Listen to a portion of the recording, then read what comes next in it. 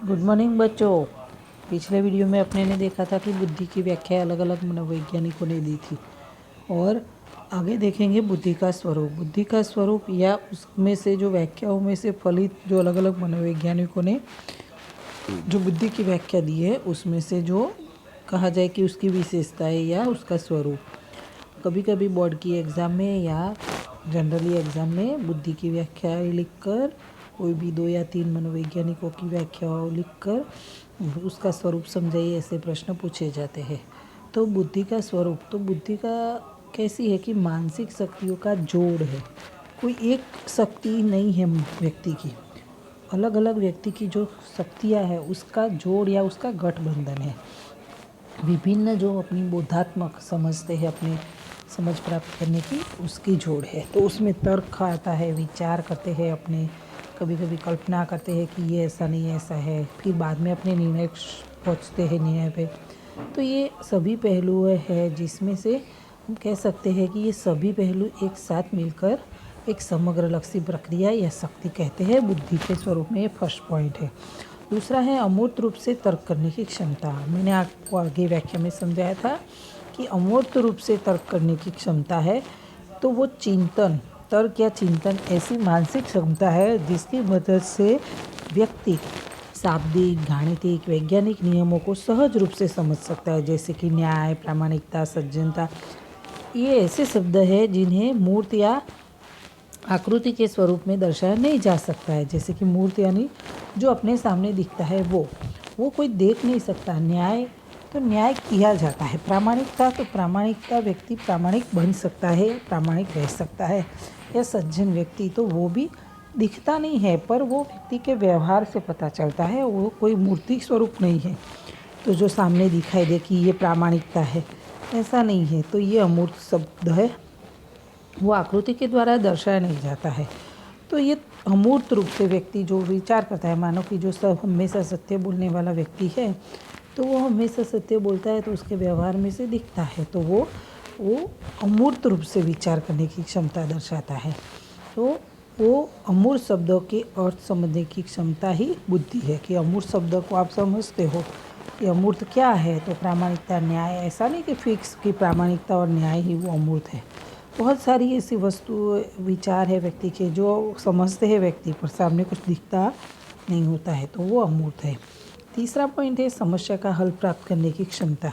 तो कोई भी व्यक्ति जो अंतर्दृष्टि से उसके जीवन में जो भी समस्याएं आती है उसका हल प्राप्त करने के लिए प्रयत्न करता है और वो जो हल प्राप्त करता है उसके पूर्व अनुभव के आधार पर वो लाभ लेता है, लाभ प्राप्त करता है। जैसे कि पहले अभ्यास, मानो कि तालीम ली हो, ट्रेनिंग ली हो, और कोई भी व्यक्ति जीवन में अपने व्यवहार में जो अनुभव होते हैं उसमें से सीखकर वो व्यवहार को अधिक प्रभावशाली बनाता है। यानी कि कोई 2 साल पहले या कुछ ऐसा या 5 साल पहले या कोई व्यक्ति को ऐसा एक्सपीरियंस हुआ हो, फॉर एग्ज़ाम्पल कि कोई भी समस्या आ जाए, कोई जगह गए हो तो पहले कुछ ऐसा अनुभव हुआ हो कि कोई उसमें से बाहर जो निकले हो वो उसका उपयोग पहले करेगा तो वो हल प्राप्त करता है। उसमें से वो नहीं हल निकाल सकता है तो वो फिर दूसरा रास्ता अपनाता है। तो वो ये उसके दिमाग में जो प्रक्रिया चलती रहती है वो अंतर्दृष्टि की मदद से वो हल कर सकता है। उद्देश्य पूर्ण क्रिया करने और निर्णय लेने की क्षमता आगे का पॉइंट है कि जो भी व्यक्ति करता है वो उद्देश्य पूर्ण करता है और वास्तविक ध्येय निश्चित करने में, परिस्थिति का योग्य रूप से अर्थघटन करने में और प्रभावशाली तर्क करने में, जीवन व्यवहार में विशिष्ट कार्य करने में। यानी कि जो भी कार्य करता है वो उद्देश्य पूर्ण क्रिया करता है तो वो व्यक्ति की बुद्धि दिखाई देती है। बिना उद्देश्य से जो कार्य करता है, वास्तविकता के साथ वो चलकर जो निश्चित ध्येय करता है, वो परिस्थितियों के सामने वो अर्थघटन करता है कि इसमें कैसा है, ऐसा वो व्यवस्थित ढंग से फिर प्रभावी ढंग से कार्य करने में और अपना जो व्यवहार है उसको विशिष्ट कार्य करने में वो निर्णय जो लेता है कि ऐसा करना है वैसा करना है, उसे जो उद्देश्य पूर्ण करना है उसकी क्रिया करने में और निर्णय लेने में उसकी जो व्यक्ति की क्षमता होती है उसे बुद्धि कहते हैं। मानो कि कोई भी व्यक्ति है तो उसके सामने कोई ऐसी परिस्थिति खड़ी हुई तो वो परिस्थिति में वो अब आगे क्या करना है और वो डिसीजन लेता है, निर्णय लेता है कि नहीं इसके बाद ये स्टेप, इसके बाद ये स्टेप। व्यक्ति की बुद्धि कब दिखाई देती है? व्यक्ति वो निर्णय करता है और उसमें से फिर आगे निकलता है तो उसकी बुद्धि दिखाई देती है। बिना निर्णय किए फिर वो डिसीजन ले नहीं पाता है और उसका उद्देश्य भी पूर्ण नहीं होता है, तो वो आगे बढ़ सकता नहीं है। तो वो उसमें बुद्धि है ऐसा कह सकते। होती है पर किसी में कम ज़्यादा, ऐसा नहीं कि बुद्धि नहीं होती है, बुद्धि तो होती है हर एक में, पर वो क्षमता नहीं होती उसके अंदर कि इतनी वो निर्णय ले सके या कार्य कर सके। आगे का पॉइंट है पर्यावरण के साथ समायोजन या अनुकूलन करने की क्षमता। व्यक्ति जो आसपास का माहौल है वो प्रभावी रूप से उसके साथ समायोजन या अनुकूलन करने में सहायक बनती है। व्यक्ति की बुद्धि नई परिस्थितियों या कार्य के विषय में बदलने वाली अपेक्षाओं के साथ अनुकूलन होने की शक्ति है। कोई भी परिस्थिति है, नया कार्य है, तो उसके साथ व्यक्ति उसको अपने आप को बदलता है और उसके साथ ही व्यक्ति अपने आने वाले जो समस्याएं होती है उसको हल करता है। आगे का है सामान्य संभावनाओं का आलेख। सामान्य संभावनाओं का आलेख मीन्स कि जो बुद्धि शिक्षा और समझ के द्वारा ज्ञान प्राप्त करने की, समस्याओं को हल करने की एवं मूर्त रूप से तार्किक विचार करने की क्षमता है, उसमें उसके अनुसार व्यक्तिगत भिन्नता दिखाई देती है। हर एक व्यक्ति के अंदर एक समानता नहीं होती है। तो बौद्धिक क्षमता जो है अपनी व्यक्तियों की, तो उसका मापन करने के लिए विलियम स्टर्न ने 1912 में सर्वप्रथम 1912 में सर्वप्रथम सूत्र दर्शाया कि किस तरह से। तो ये सूत्र है, आपको नोट करना है, शॉर्ट क्वेश्चन में लिखना है कि बुद्धिलब्धि का सूत्र किसने दिया, बुद्धिमापन का सूत्र किसने दिया। तो विलियम स्टर्न ने। ये शॉर्ट क्वेश्चन में पूछा जा सकता है, बोर्ड में भी ज़्यादातर पूछा जाता है और उसका सूत्र लिखने का भी बारी बारी स्कूल बोर्ड में पूछा जाता है, तो वो सूत्र भी आपको लिख लेना है। तो बुद्धिलब्धि बराबर मानसिक आयु बट्टे शारीरिक आयु मल्टीपल 100। तो इस तरह से मानसिक आयु मीन्स क्या, बुद्धिलब्धि यानी कि बुद्धि जो अपनी है व्यक्ति की वो, तो वो कितनी है उसका मापन करने के लिए मानसिक आयु और शारीरिक आयु। तो मानसिक आयु मीन्स कि व्यक्ति जो सोचता है उसकी आयु, तो वो कैसे निकाली जाएगी। आप लोग सोचते होंगे मानसिक आयु कैसे, शरीर की आयु तो अपने कहते हैं कि मेरी 18 साल है, 14 साल है, 15 साल है, पर मगज की शक्ति, तो जो एक व्यक्ति है मानो कि लीना पीना या मीना है, तो उसको कसौटी दी जाती है, मन जो बुद्धि मापन की कसौटी होती है उसको उसकी उम्र तक, मानो कि उम्र से पहले 2 साल की कसौटी दी जाती है। मानो कि 18 साल का व्यक्ति है तो उसको 16 साल की बुद्धि कसौटी दी जाती है।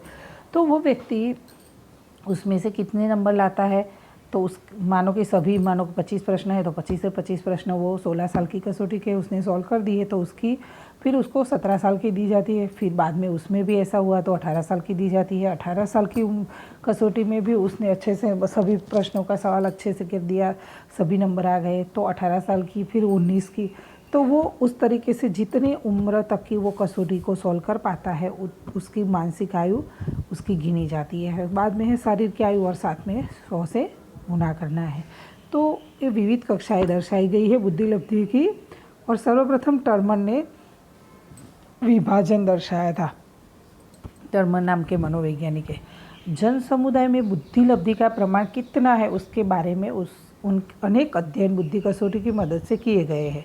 इन अध्ययनों के परिणामों के आधार पर खींचे हुए जो घंटाकार आलेख दिखाई दे रहा है आपको कि पूरे समाज में, आसपास के माहौल में अपने जन समाज मीन्स कि मनुष्य के, सामान्य मनुष्य है, तो बुद्धिलब्धि के वर्गीकरण के आलेख को सामान्य संभावनाओं के आलेख के रूप में भी पहचाना जाता है उसको। तो ये आलेख दर्शाया है कि अधिकतर लोग सामान्य बुद्धि कक्षा में रखते हैं। अधिकतर सामान्य बुद्धि में कैसे, यहाँ आपको दिखेगा कि ज़्यादातर बीचों बीच में जो दिख रहा है ये पोर्शन, तो ज़्यादातर वो 50% लोग दिख रहे हैं। तो ये उसमें 90 से सामान्य बुद्धि क्षमता जिसकी है, ये नीचे क्या दर्शाया है आपको, सबसे पहले ये 70 जिसकी बुद्धि है 70, वो 80, 90, 100, 110, 120 और 130। तो आपको यहाँ दिखाई दे रहा है 2.2, 6.7 और 16.1, उस तरीके से 50%। फिर इस तरह से इसी साइड भी 2.2 और 6.7 इस तरीके से आपको दिखाई दे रहा है। तो बीच में कहते हैं कि ज़्यादातर व्यक्ति 50% लोग जो है सामान्य बुद्धि के अंदर आते हैं। कम या अधिक मात्रा में बुद्धि क्षमता जो रखने वाले लोगों की संख्या है वो कम है। ज़्यादातर ऐसा कहते हैं कि 70 जिसका बुद्धि अंक है ऐसे लोग 2.2 है।